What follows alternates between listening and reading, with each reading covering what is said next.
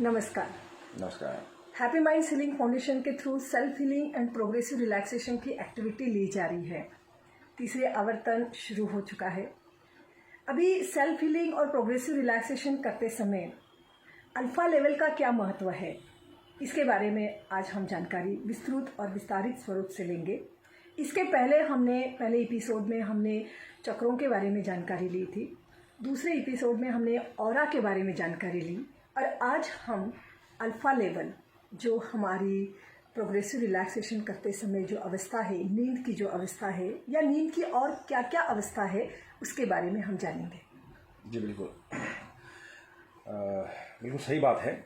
हम लगातार progressive relaxation और सेल्फ हीलिंग लेते चले जा रहे हैं।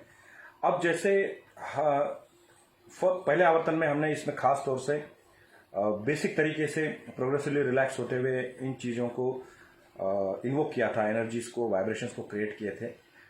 अब धीरे धीरे हम और डीप चले जा रहे हैं। इसमें हर एक अवस्था में हम लेके जा रहे हैं लोगों को। जैसे अब ये जो हम बात कर रहे हैं ना, जो हम वार्तालाप चल रहा है या जो भी हमारी जागृत अवस्था है, ये जो भी हम जागृत अवस्था में करते हैं, ये सारी एक्टिविटी सेंसेस से रिलेटेड होती है। यानी कि देखना, सुनना, टेस्ट, टच, इन चीज़ों से हम अनुभव करते हैं, इंटरप्रेट करते हैं सिग्नल्स को और फिर उस तरह से रिएक्ट होते हैं या रिस्पॉन्ड करते हैं।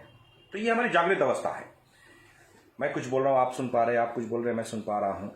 और इस चीज़ को जो हम अनुरूप भाषा दोनों समझने लायक जो अनुरूप भाषा है, उसके अनुसार उसका अर्थ लगाते हुए अपने जीवन में उतारते हैं, निगलेक्ट करते हैं, एक्सेप्ट करते हैं, depending upon our past programming.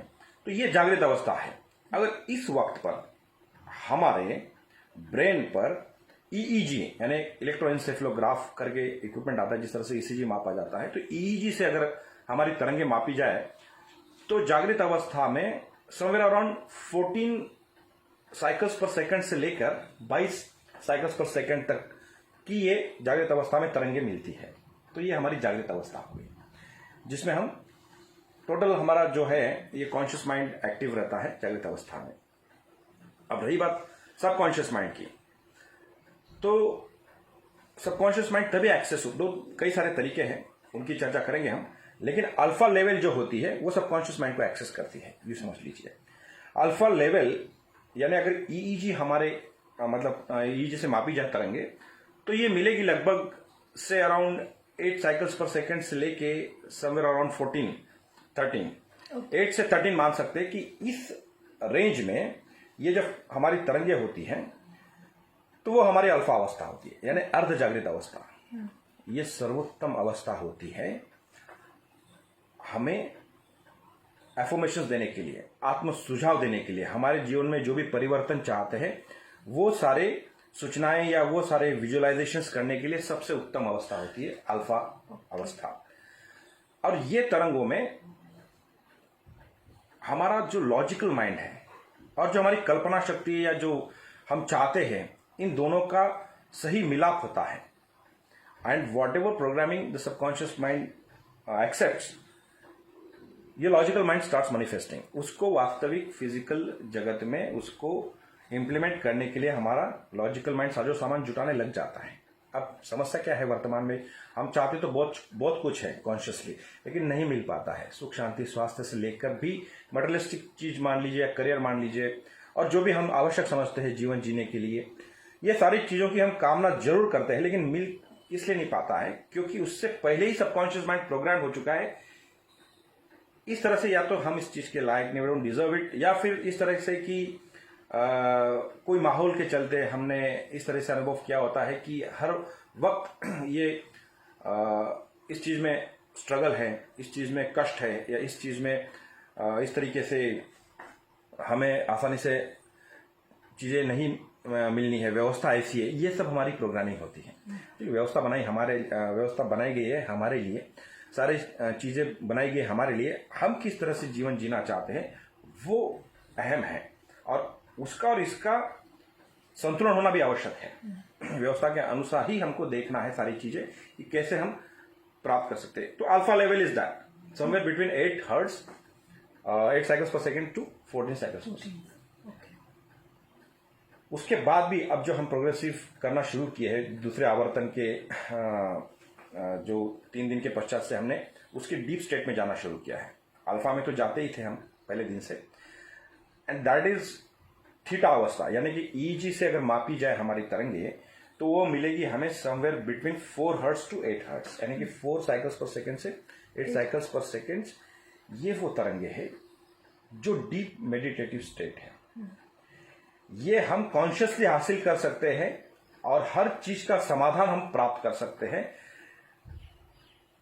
जो भी हम हमारे जीवन में तात्कालिक रूप से परिवर्तन चाहते हैं, ये इस अवस्था में हम प्राप्त कर सकते हैं। ये वैसी भी अवस्थाएं होती है हमारी, हम चाहे नहीं चाहे ब्रह्मांड ने हमें एक गिफ्ट दे रखी है। जैसे कि रात को हम गहरी नींद में जब सोते हैं तो हमारी ये अवस्थाओं से हम गुजरते ही हैं, जागृत होते ही है, फिर जैसे अर्ध जागृत हो जाते हैं, जैसे नींद आती है हम जागने का प्रयास करते हैं, फिर मेडिटेटिव स्टेट होती है। वो लगभग हमारी एक ऐप आया हुआ है, देखिए ये हमने हमारे साधु संतों ने ये सारी स्टेट्स को पहले ही आत्मज्ञान से जान लिया था, इन अवस्थाओं को, और ये सारी क्रियाएं हासिल की थी। और उसके बाद में साइंटिफिकली ये प्रूव किया गया कि भाई ये अल्फा अवस्थाएं हैं, ये मतलब बीटा अवस्थाएं अल्फा है, फिर थीटा है, उसके बाद में डेल्टा है, which is a deep sleep again. इसलिए हम डीप स्लीप में भी जाते हैं। ये वो अवस्था होती है जो 2-2.5 घंटे से ऊपर किसी की होती भी नहीं है डीप स्लीप कभी भी 24 घंटों में।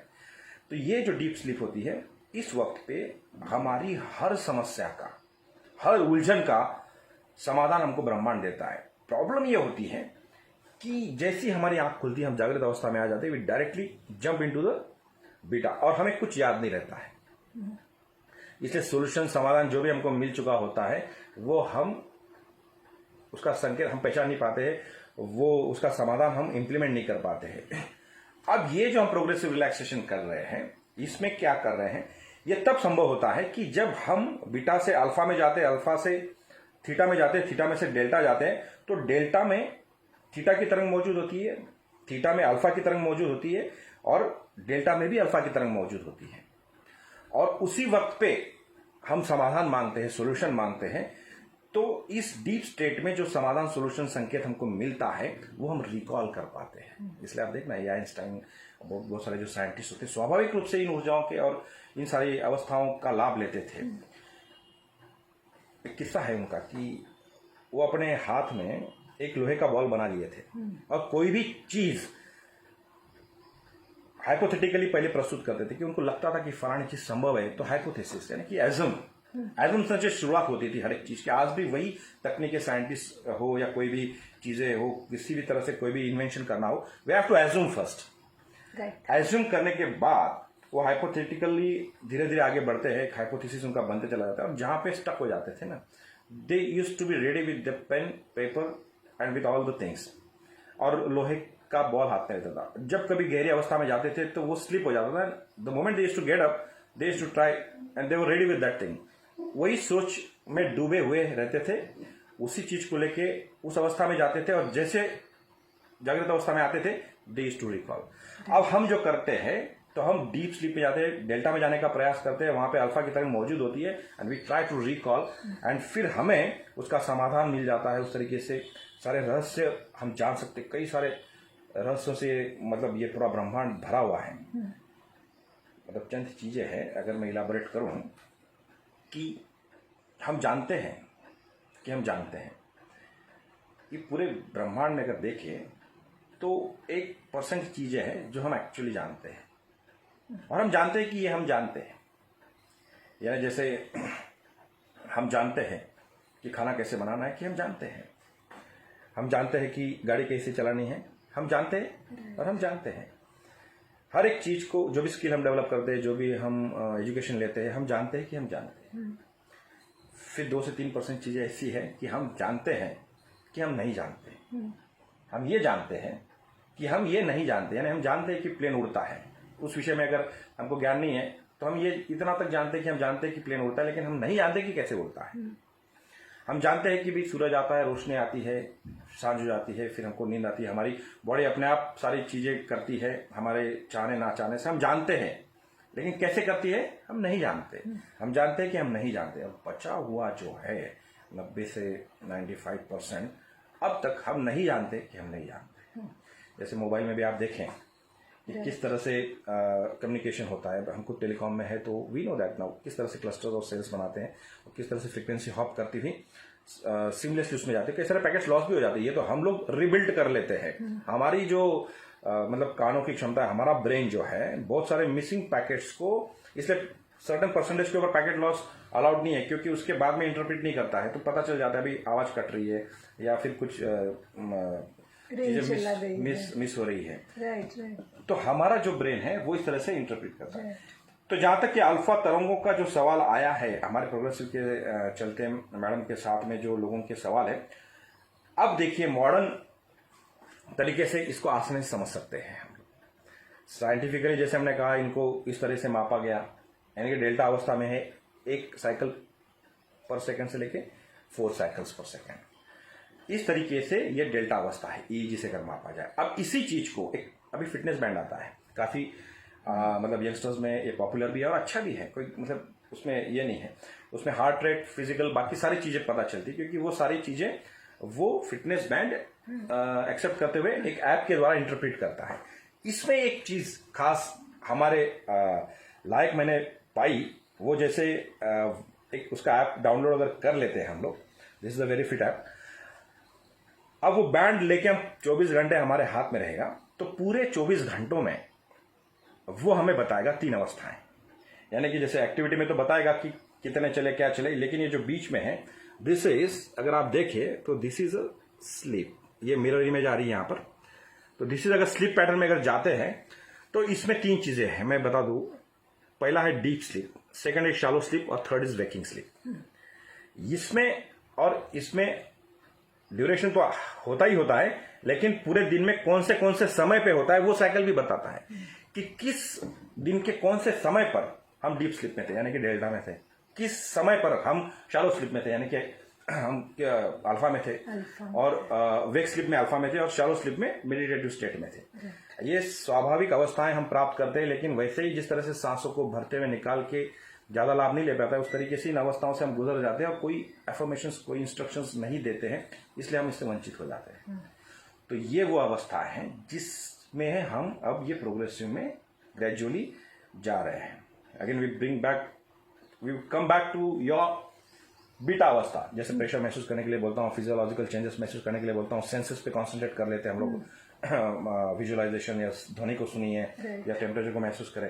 That is again we are getting back to the जागृत अवस्था, and again we are taking you back into the deep sleep, that is again delta, and meanwhile fluctuating between the alpha and the theta. तो सारे लाभ और सारी चीजें हमको बड़े आसानी से चुटकी बजाते हुए मतलब देने ही बैठा है, लुटाने ही बैठा है ब्रह्मांड, हम लेने को तैयार नहीं। तो इस तरह से हम ले सकते हैं। नाइस। यानी अल्फा लेवल में जाने के और कोई तरीके हैं? बिल्कुल, progressive relaxation is the best, we are actually following it, but otherwise भी अगर देखें तो स्वाभाविक रूप से अल्फा में हम जाते ही जाते हैं। कब? सुबह 5:30 बजे आप सभी लोग जाते ही होंगे, क्यों? अलार्म बजता है, उठने का मन करता है, सोने का मन करता है, उठने की कोशिश कर रहे हैं, दैट इज अगेन अर्ध जागृत अवस्था। ड्यूरिंग हम प्रोग्रेसिव में तो सारे स्टेट्स में जा ही रहे हैं, लेकिन स्वाभाविक रूप से जो होता है कि सुबह जब उठते हैं, रात को जब नींद आती है और हम जागने का प्रयास करते हैं, उस वक्त पे भी स्वाभाविक अल्फा होती है। स्वाभाविक अल्फा अवस्था वो भी होती है जब हम ट्रैवल कर रहे हो, your physical body stationary and still you are being carried, तो अपने आप ही आप देखना कि हम अल्फा में जाते हैं, और उस वक्त पे हम ये सूचनाओं का बखूबी लाभ भी लेते हैं। अगर आप देखेंगे, जब कभी हम ट्रैवल कर रहे हो, ट्रेन का सफर हो, बस का सफर हो, हम हमारा सामान लगा देते हैं, इतनी बढ़िया सी प्रोग्रामिंग करते हैं कि छोटी बैग में नहीं यहाँ रखी, बड़ी वहां रखी है, जूते यहाँ निकाल रखे हैं, बच्चे को यहाँ सुलाया है, या फिर मैं खुद भी यहाँ हूँ, यहाँ पर मेरा बॉटल रखी है, whatever, you just program it so strongly, और फिर हम जैसे ट्रेन शुरू होती है हमको नींद आ जाती है। अब देखना, जब ट्रेन जहां जहां जाएगी, स्टेशनों पे रुकेगी, कई सारी आवाजें आएगी जिसकी प्रोग्रामिंग हमने नहीं की है। चाय वाला आएगा, वड़ा पाव वाला आएगा, या फिर और भी बहुत सारे पैसेंजर्स नॉइस करेंगे, या फिर ट्रेन की चलने की आवाज धड़ धड़ धड़ आती रहेगी, फिर भी हम नींद में रहेंगे। अब उस वक्त पे कोई हमारे सामान को अगर हाथ लगाएगा तो हम अचानक से उड़ जाते हैं। वाई? क्योंकि हमने जाने अनजाने में अल्फा लेवल में सबकॉन्शियस माइंड को इंस्ट्रक्शन दे दी। दिया। तो ये स्वाभाविक रूप से हम इस्तेमाल भी करते हैं और स्वाभाविक रूप से जाते भी है। लेकिन यही अगर हम समझ के हमारे जीवन से जुड़ी हुई चीजों में इस्तेमाल करें तो हमको आसानी से कई लाभ मिलते हैं। तो ये स्वाभाविक रूप से अल्फा है। और जैसे आपने पूछा कि जब मर्जी तब जब हम अल्फा में जाना चाहते हो, तो जैसे हम खुली आंखों से आंखों को भारी कर ले, पलकों को भारी कर ले, धीरे धीरे बीटा तरंगे शांत हो जाती है और हम अल्फा में जाना शुरू हो जाते हैं। और एजम्पशन और रिकॉर्डिंग रेडी रखे या किसी और से करवाएं तो अपने आप ही हम अल्फा में वो जो चाहिए वो सुझाव दे सकते हैं। तो जब मर्जी तब अल्फा में हम जा सकते हैं। खुली आंखों से थर्ड आई की तरफ देखते रहें, दोनों भौहों के बीच। यही क्रिया हम बंद आंखों से भी कर सकते हैं कि तनाव आ जाने दे, तो भी जब मर्जी तब हम अल्फा में जा सकते हैं। और फिर प्रोग्रेसिव रिलैक्सेशन तो है ही। जिस तरीके से साउंड वेव्स और जिस तरीके से आलाप होता है तो हम धीरे धीरे अल्फा में चले जाते हैं। तो इस तरह से हम अल्फा में जा सकते हैं। यानी अल्फा में जाने के बाद हमारे लिए जो कोई अफर्मेशन, पॉजिटिव अफर्मेशन हमें देना है, उसका जो लाभ है वो अल्फा लेवल में ज़्यादा अच्छा मिलता है। बिल्कुल बिल्कुल। यस। प्रोग्रामिंग ऐसी भी होती है, मैडम ने बहुत अच्छे बात दोहराई यहाँ पे कि बहुत अच्छे से अल्फा में जाएंगे तो आसानी से हमको लाभ मिलता है। अब ये हम चाहते कि बहुत सारे लोग तो अल्फा में गए भी नहीं और फिर भी आज वो बड़े संपन्न है, समृद्ध है, स्वस्थ है, वो कैसे है? तो ये जो चंद लोग हैं, मतलब अल्फा की सबकॉन्शियस माइंड की प्रोग्रामिंग और भी तरीके से होती है। हम इस तरीके से जानबूझकर जब मर्जी तब अल्फा में जाते हुए एजम्पशन दे, या फिर हमारा माहौल, हमारी संगत, किस तरह से हम बचपन से अनुभव लेते चले जा रहे हैं और किस तरीके से उसको इंटरप्रेट करते जा रहे हैं, ये जो बार बार एक ही चीज का अगर अनुभव लेंगे तो वो सबकॉन्शियस माइंड उसको भी रिकॉर्ड कर लेता है। उसको अल्फा की अलग से जरूरत नहीं है। तो लगातार एक ही चीज का अनुभव करते चला जाना, तो भी ये हमारी प्रोग्रामिंग हो जाती है, हमारे व्यक्तित्व की प्रोग्रामिंग हो जाती है। हम उस तरह से ही इंटरप्रेट करने लग जाते हैं। उसी तरह से मतलब एक ही चीज को देखने का लोगों का नजरिया अलग अलग होता है, बिकॉज इट अगेन डिपेंड्स कि उनकी प्रोग्रामिंग कैसी हुई है उस विषय को लेके। तो इस तरीके से राइट, बहुत अच्छी बात है। बहुत ही अच्छी तरह से आज हमें किस तरह से हमारी मीन्स लेवल होती है, उसमें अल्फा लेवल का क्या महत्व है, इसके बारे में विस्तृत मीन्स तरीके से हमें जानकारी और इन्फॉर्मेशन मिल चुकी है।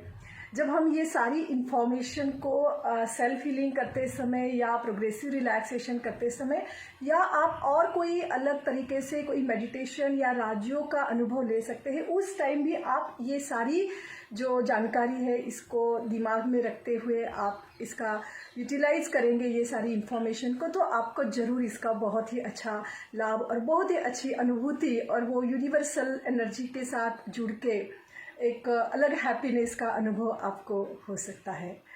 तो बस ऐसे ही आप हमारे साथ जुड़ते रहिए और आज हम यहाँ पे आपका अलविदा लेते हैं। वापस नई इन्फॉर्मेशन के साथ नए एपिसोड से आपके साथ जुड़ जाएंगे। Thank you so much. Thank you, धन्यवाद।